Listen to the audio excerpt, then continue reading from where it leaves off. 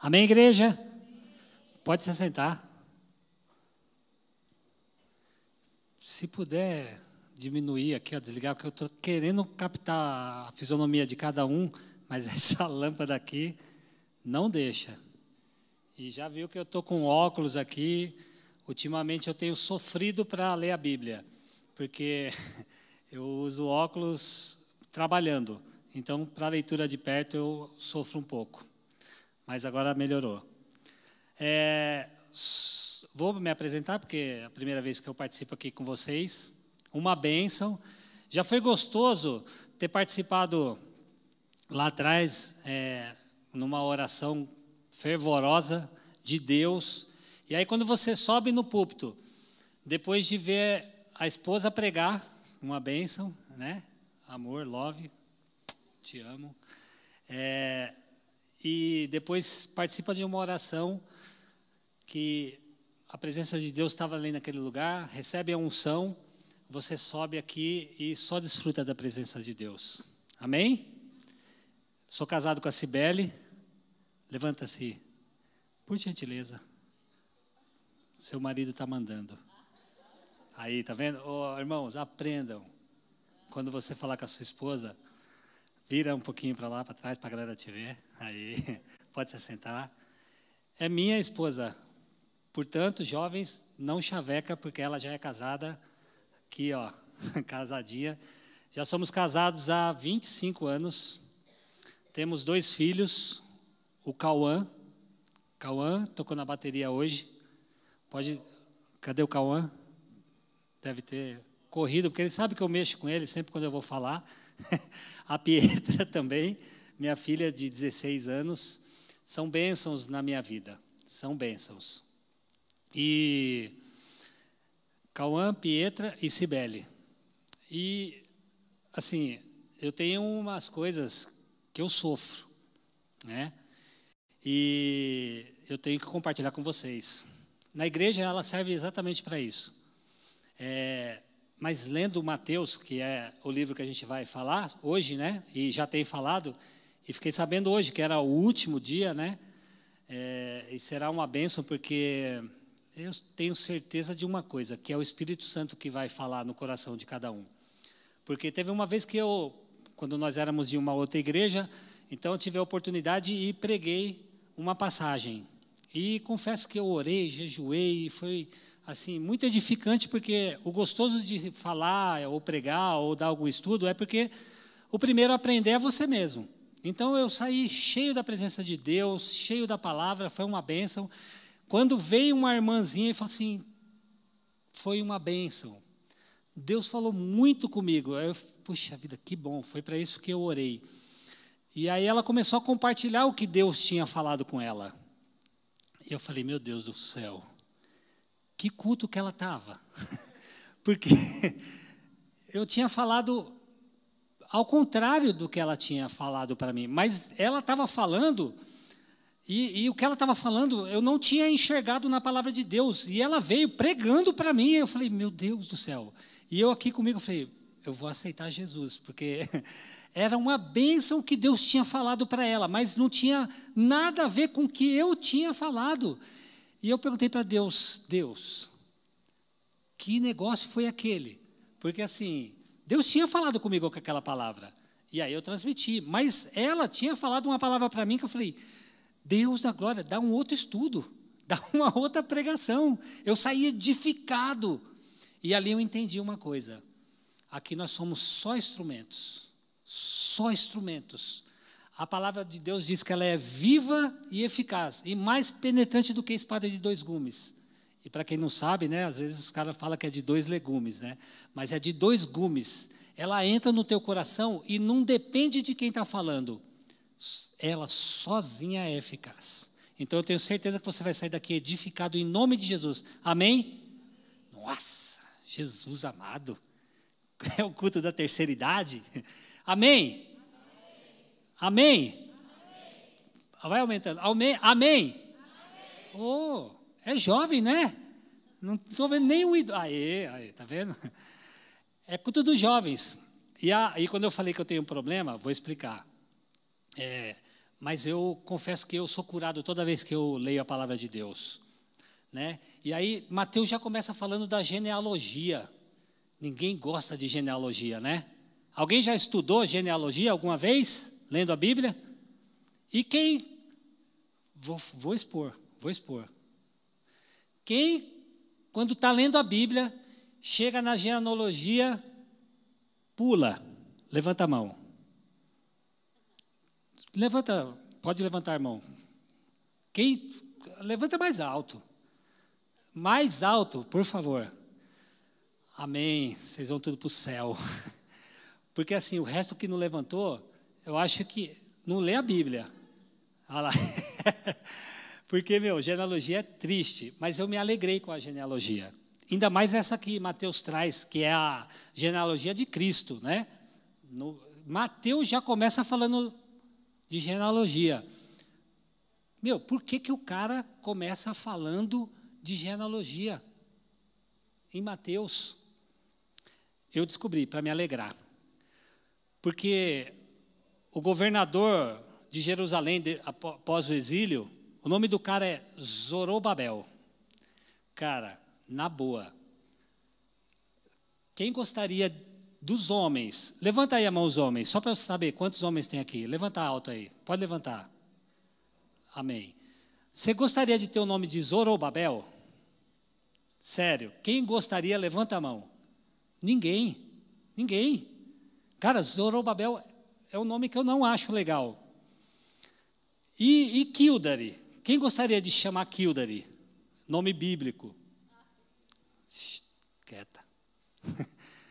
Nome bíblico. Conhecem na Bíblia um governador chamado Kildare? Alguém conhece? Já ouviu falar? Quem já ouviu falar Kildare? Sou eu. Eu sou o Kildare. Cara, sofri demais na minha adolescência, quando eu era criança. Kildare. Qual é o pai que ama o filho que coloca o nome dele de Kildare? Deve ser treta, algum tipo de xingamento, brigou com a esposa e desconta no filho. Porque chamar Kildare não é legal, mas é o que eu falo. Deus me confortou, porque Zorobabel também não é legal. Então, assim, meu nome é Kildare. Por isso que eu demorei, dei essa volta toda para falar, porque assim, meu nome é Kildare. E aí eu queria fazer uma pergunta aí. Tem alguém, e não que meu nome não é feio, tá? Eu já aprendi, meu nome é diferente. Tem alguém aqui com nome diferente? Ô, irmão, vem aqui. Vou te dar um abraço. Tem mais alguém com nome diferente? Não? Só eu e você, vem cá. Ainda bem que você é bonito, cara. Mas eu sou homem. Como que é seu nome? Alenk. Como? Alenk. Dá um abraço. Senhor, obrigado. Cara, vou estar orando por você também, tá? Deus abençoe. Alenk também é diferente. Viu, Alenk? Fica firme. Você já casou? Mas vai casar. Porque se Kildare casa, Alenk também casa. Você é a namorada do Alenk? Irmã, dá uma força. Amém? Então, mas não me chamem de Kildare, chamem de Tuda. E também nem pergunte por que Tuda, porque assim, eu também não sei, minha mãe quando era viva também não sabia, e meu apelido ficou Tuda, então se me cruzar, não chamem de Kildare, porque o único momento que me chamam de Kildare é quando a Cibele está tretada e quer arrumar confusão, ela me chama de Kildare, e aí eu sei que a casa vai cair. Então, é Tuda, amém? Então, vamos àquilo que a gente veio fazer aqui hoje. Abram a sua Bíblia em Mateus. Mateus 4. Vai conseguir. Eu tinha passado o texto para alguém, não sei se colocaram, mas como eu estou de óculos e prevenido.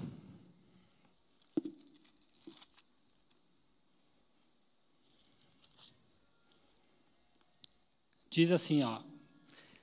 Mateus 4:4. Quem abriu? Diz assim: Ele, porém, respondendo, disse: Está escrito: Nem só de pão viverá o homem, mas de toda a palavra que sai da boca de Deus. Soberano Deus, nós queremos aqui, ó Deus, entregar as nossas vidas em Tuas mãos. Fala conosco através da presença do Teu Santo Espírito e que saiamos daqui vivificados no Senhor, em nome de Jesus. Amém. Amém? Amém? Mateus, quando escreve, eu também, além da genealogia, Mateus, ele era um publicano. E ele era um coletor de impostos. Trabalho na área também de impostos. Então, já percebi a linguagem de Mateus. Ele fala muito em números, em valores, porque ele era um coletor de impostos. E naquela época, como agora também, ninguém gosta de pagar impostos. Não era um homem querido. Era um homem até bastante rejeitado. Mas é interessante que aí ele se torna discípulo de Jesus. E antes disso, ele era um cara conhecedor da palavra de Deus. Tudo que se fazia referência a respeito da vinda de Cristo, esse cara conhecia. E aí, ele traz a genealogia, onde eu me inspirei para descansar no nome diferente. E aí a gente pergunta, por que Mateus vai e começa a falar de genealogia para explicar alguma coisa da Bíblia? Porque ele veio para pregar a palavra de Deus e mostrar para os judeus quem era Cristo. Ele veio mostrar para os judeus que o Cristo esperado, Jesus Cristo o esperado, já estava no seu tempo, já estava vivendo naquele tempo. E aí você vai perguntar, mas e o povo não conhecia? Conhecia a palavra de Deus, tinha a noção de que havia uma promessa, através da linhagem de Davi, que haveria de vir alguém que ia libertar o povo. Só que a consciência do povo naquela época era uma consciência de que, puxa vida, todo mundo, quem era o rei mais importante da Bíblia? Davi, o rei segundo o coração de Deus. E Davi dá um estudo gostoso, né? Porque é um cara que ele vai e você fala, homem segundo o coração de Deus, aí o cara pisa na bola grandão, adultera, né? Ele faz um monte de coisa errada, que a gente não vai entrar em Davi, mas ele foi um excelente rei, porque a gente começa a ler Salmos e a gente começa a descobrir por que era um homem segundo o coração de Deus. Porque todo o pecado que Davi cometia, toda pisada na bola que Davi dava, aí você vai ver o arrependimento lá em Salmos. Ele se desmancha na presença de Deus, orando, cantando, clamando e se arrependendo da falha que cometeu. E foi um excelente rei e fez uma diferença muito grande, a ponto de todo mundo espelhar, vai vir alguém da linhagem de Davi para ser rei. E o povo judeu estava tão desconectado da verdade, da palavra de Deus, que eles imaginavam que seria um rei, simplesmente um rei, que ia reinar como Davi e dominar sobre tudo e todas as coisas. E quando chega Jesus, eles não conseguem conectar e identificar Jesus como o Messias, Jesus Cristo, Cristo o Messias. Eles não conseguem identificar. Mas como assim? Um povo que foi separado e escolhido, escutava os doutores da lei, aqueles que detinham conhecimento, transmitiam a informação e não conhecia. Como assim? Podia isso acontecer? Sim, podia. Havia uma distorção da palavra de Deus trazida pelos fariseus, pelos saduceus, pelos conhecedores da lei. Tanto é que quando Jesus vem, quem Jesus mais pega no pé? Dos fariseus. Aonde ele está lá, Jesus só pega no pé deles. Do povo que, de repente, se desviava e pecava, Jesus ele não pega no pé. Mas dos doutores da lei, aí sim. E já vinha uma corrupção desde Malaquias. Em Malaquias, a palavra diz que quando ia trazer uma oferta, Deus rejeitava, porque a oferta deles era como se fosse excremento diante do altar. e Deus tinha nojo da oferta deles. Tamanha era a corrupção da liderança espiritual que havia em Malaquias, 400 anos antes. E aí quando chega Jesus, ninguém identifica Jesus chegando. E aí Mateus ele vem discorrendo sobre a genealogia para mostrar assim, olha, presta atenção, eu tenho conhecimento da palavra de Deus, e quem está chegando aqui tem na genealogia aquilo que vocês tanto esperam. Identifiquem esse que veio de uma virgem. E em Mateus 1, 21, ele diz assim que Maria ia ter um filho, e ia colocar o nome deste filho de Emanuel, o Deus conosco. E ele tiraria todo o pecado do mundo. Ele viria para tirar todo o pecado do mundo. Olha lá. E ela dará à luz a um filho, e lhes porá o nome de Jesus, porque ele salvará o seu povo dos seus pecados. Essa parte da Bíblia, para mim, esse versículo, ele é o versículo mais importante da Bíblia. Imagina, nasce alguém para redimir todas as pessoas do pecado que fazia a separação do homem com Deus. E nasceria de uma virgem. Essa passagem ele usa porque já estava lá no Velho Testamento. Estava lá no Velho Testamento. Ele vem trazendo aquilo que já estava escrito. Ele não inventa ali na hora, Mateus não inventa. Já estava escrito. E ele começa a mostrar, galera, identifica uma coisa, estava escrito lá. Todo judeu tinha conhecimento. Só estava distorcido porque quem transmitia a palavra de Deus não estava tendo fidelidade e distorcia. Mas ele vem lá, ó, presta atenção. Por isso que até hoje os judeus não identificam Jesus como Jesus, aquele que veio para redimir os pecados, porque ele entende de uma outra forma que Jesus virá. Mas Jesus já veio. E aí, sabe que eu fico pensando, quando eu vejo esse acontecimento já escrito na palavra de Deus, eu fico pensando, eu conheço Jesus? De tudo aquilo que eu coloco sobre a minha vida como cristão, eu conheço Jesus? E para não ficar sozinho nessa, eu vou fazer a pergunta para você. Você conhece Jesus? De verdade, você conhece Jesus? Eu não estou querendo aqui colocar dúvida sobre o teu conhecimento e o meu conhecimento sobre Jesus. Mas eu quero te alertar. Qual é o cristianismo que eu e você temos vivido hoje?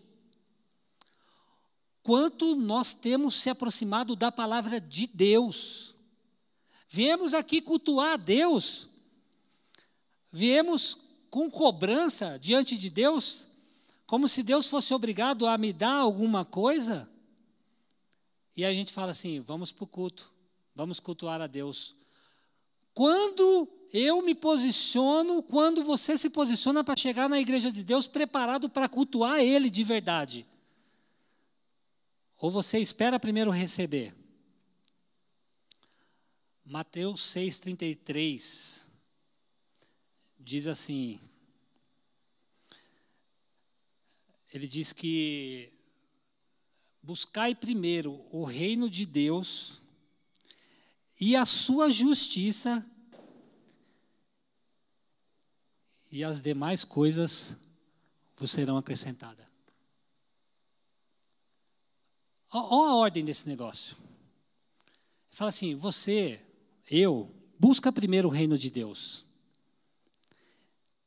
E as demais coisas vai ser acrescentada. Mas aí a gente quer fazer diferente. A gente quer fazer diferente. Deus me dá, e aí eu vou saber que o Senhor é o Senhor quando o Senhor me der. E aí eu te glorifico. A gente quer distorcer a palavra de Deus. A gente quer fazer o contrário. A gente quer dar passos de cristão baseado no nosso cristianismo. E Mateus, ele vem, a linguagem de Mateus, e só um alerta, tá? Eu não vou demorar não, fica tranquilo. A linguagem de Mateus, na palavra de Deus, é sempre dizendo, está escrito. Quando ele retrata lá a tentação de Jesus, Lembram da tentação de Jesus? Que Jesus foi para o deserto, e aí no deserto ele, quando termina lá, ele está 40 dias de jejum. Eu tenho escutado bastante o Subirá, ele tem feito alguns jejuns assim. Não sei se vocês conhecem o pastor Subirá. Conhece, ele já veio até aqui, quando era outro templo. Uma bênção. Ele tem feito alguns jejuns de 40 dias. Mas eu vou dizer uma coisa para você. Eu, sinceramente, gordinho do jeito que eu sou, doido por um doce, eu fui inventar de fazer 21 dias sem doçuras, guloseimas, coisa doce. Eu nem coloquei o que era, chocolate, isso, aquilo. Mas assim, tudo que fosse gostoso eu não podia comer. Então, bolo, não posso comer. Chocolate, nem pensar. Refrigerante, também não. Pão de manhã, eu gosto, não posso. A única coisa que eu falei, Deus, eu só café, Deus. Café eu gosto, mas se eu não tomar de manhã, me dá uma dor de cabeça à tarde. Cara, 21 dias foi um sofrimento doido. Aí Jesus vai e faz 40 dias. E aí, quando ele volta, ele está inteirão? Não. Qual que era a dificuldade de Jesus, como homem ali naquele momento? Fome. O que Jesus recebe de proposta do diabo? Transforma a pedra em pão. Primeira coisa que ele fala. Mas estava fácil dele fazer, né? Estava fácil se ele se jogasse também, os anjos segurar ele, porque estava escrito também. Como que Jesus se defende? Ele fala assim, está escrito. Jesus usou a palavra que estava escrito para se defender da proposta que o diabo estava oferecendo na sua maior necessidade. Como que ele sabia que estava escrito? Como? Porque ele tinha conhecimento. Qual é o nosso nível de conhecimento da palavra de Deus? Como que você se defende de você mesmo no pecado? Como que você se defende das investidas do diabo contra a tua vida, a vida da tua família? Como que é a tua oração? Como que é a minha oração? É sério demais isso. E quando eu olho para a minha vida de cristão, eu fico pensando, como tem sido a minha oração? Um choro. Deus olha pela misericórdia? Até olha.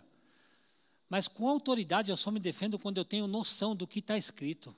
O que está escrito para mim? O que tem de promessa para mim, para você, para a igreja? É isso que eu tenho que ter conhecimento. É isso que quando eu estiver em oração, eu tenho que me posicionar. O que está escrito? Diante da presença de Deus, eu tenho que chegar e rasgar o meu coração, sim. Eu posso chorar e colocar minhas vontades. Mas eu tenho que saber que a melhor forma de me defender para a investida do diabo contra a minha vida, Mateus diz que é, e aprendeu, porque ele faz toda a referência para identificar Cristo para o povo judeu. Ele usa um monte de base, que seria delicioso a gente estudar sobre isso. Ele vai pegando um monte, estuda. Faz esse estudo de Mateus, é uma maravilha. Ele pega um monte de passagem e a passagem diz, está escrito. Ele vai dando base. Olha, isso aqui está escrito. E tudo ele vai fazendo referência para Jesus. Tudo ele vai fazendo referência para Jesus.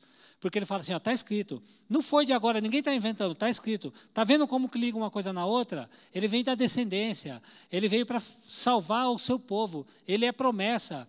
Aí fala também de João Batista, que era um homem maravilhoso, que vinha do deserto, e até a vestimenta, ele cita até a vestimenta de João Batista, porque estava escrito.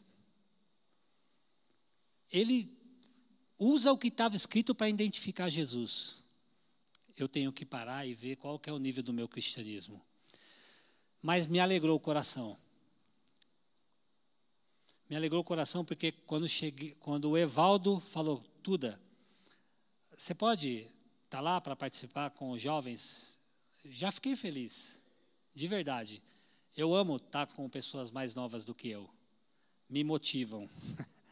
A energia de vocês é maravilhosa. E aí, como eu estou em avançada idade, eu apelo e estou indo para o Soul. Lá a galerinha tem mais energia ainda, né? Vocês são contidos, eles não. Se chamar para vir para frente, eles já vêm pulando isso e aquilo. Hoje foi uma farra que a gente fez aqui, foi top. E pula isso e aquilo. Eles pulam 20 e eu já paro na quinta e já vou orando, abençoando. Não tenho aquele pique. É maravilhoso. Mas foi mais gostoso ainda quando a gente entrou naquela salinha ali atrás e a gente começou a orar. E tinha mais ou menos umas 20 pessoas. E aí eu abri o olhinho bem devagarinho e comecei a olhar os jovens que estavam ali. E aí comecei a orar, abençoando cada um. E eu falei, poxa vida, peraí, deixa eu ver quantos tem. Aí 1, 2, 3, 4, 5, 6, 7, 8, 9, 10, 11, 12. Aí eu já falei, opa, está escrito 12 apóstolos. Jesus escolheu foi 12. E está orando para quê? Está orando para multiplicar os jovens dessa igreja, para ser bênção. Eu falei, opa, foi 12 que Jesus escolheu, e em 12 que ele escolheu, chegou em mim, multiplicou de uma forma tão poderosa. Eu falei, opa, está aqui, 12. O negócio vai pegar, assim, eu recebo, já quis entrar ali no foguinho santo de Jesus, pentecostal, aí eu já pensei, opa, Beija Batista, sujeito, baixa a bola, maneira, já quis mandar um chupa bala house e pá, só, né? Calma, apesar que tinha uma senhorinha não, uma mulher do fogo, e ela orando, e eu falei, oh meu Deus, que bom. Tem uma promessa de Deus, porque está escrito que quando a gente se aproxima de Deus, quando a gente se aproxima de Deus, a gente move Deus de alguma forma? Move.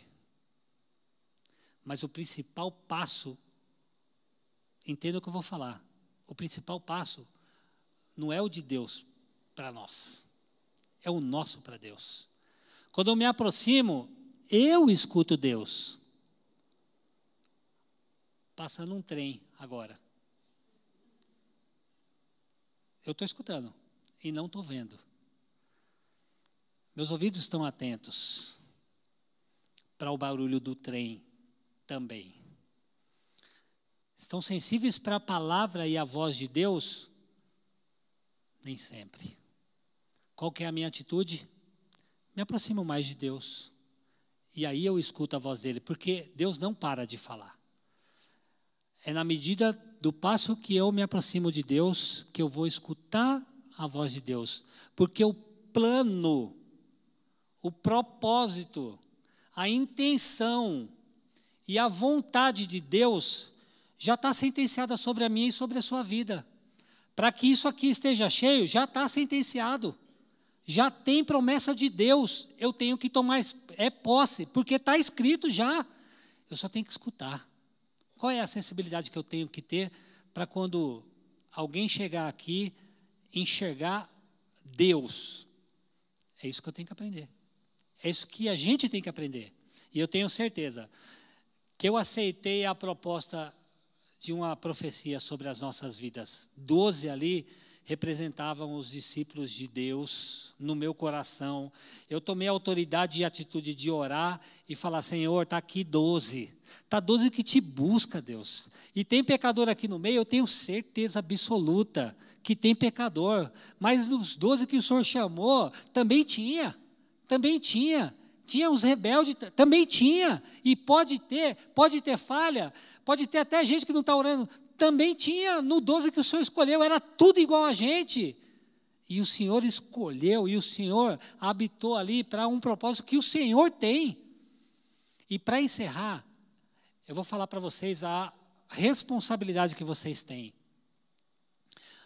Hoje, vocês, mais do que eu, estão sendo bombardeados. O certo não é mais certo. Eu não vou nem entrar no mérito, tá? Mas vocês vão entender o que eu estou falando. O certo não é mais certo. O que é, não é mais. Ah, é porque eu me sinto um cachorro. E aí o cara coloca uma coleira e sai andando no shopping como se fosse um cachorro. Nada contra quem quer ser um cachorro. Não tem problema nenhum. Que seja na cabeça dele. Mas não é. não é. Se você acha que é alguma coisa diferente do que aquilo que Deus planejou para você, você não é. Você é exatamente aquilo que Deus planejou para você. E o que Deus planejou para você?